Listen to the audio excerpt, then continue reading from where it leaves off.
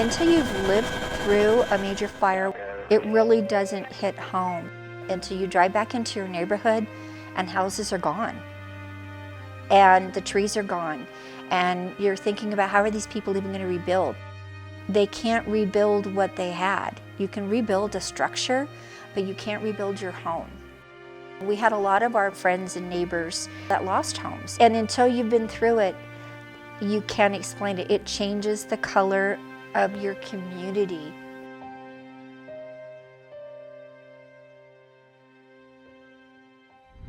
My name is Laura Dyberg, and I have been in the San Bernardino Mountains since 1982.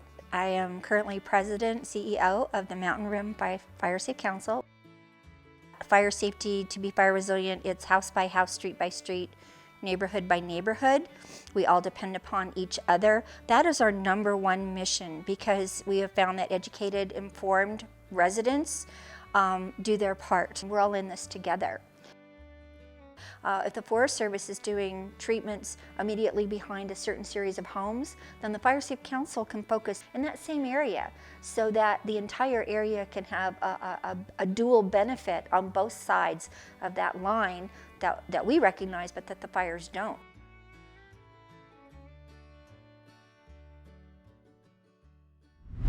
As we've all been too familiar with, in the last decade or so, we've had large destructive wildfires that have destroyed multiple communities, that have put countless lives at risk, and unfortunately have caused a loss of lives. So we want to reduce large destructive wildfires. We want to increase fire adaptive communities. We want to restore the natural ecosystem to protect forest health. My name is Michael Nobles. I am the Forest Fire Chief on the San Bernardino National Forest. I have been with the U.S. Forest Service for 33 years. Today we are here out at our Grass Valley project, which is a hazardous fuels reduction project, and this is one of our responses to the wildfire crisis.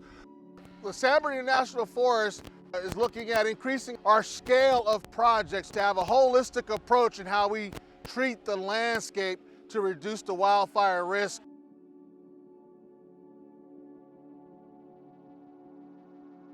Today we're out here cutting the brush to reduce the brush by 70% on this project, and also limbing up the trees to help stop wildfire that comes into the back of this community.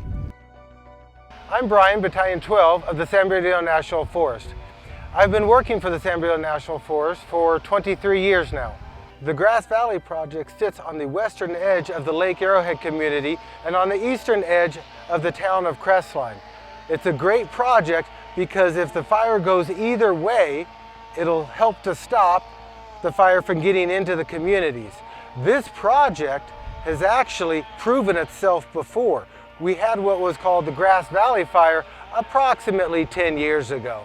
The fire came into the back of this project and helped to stop it.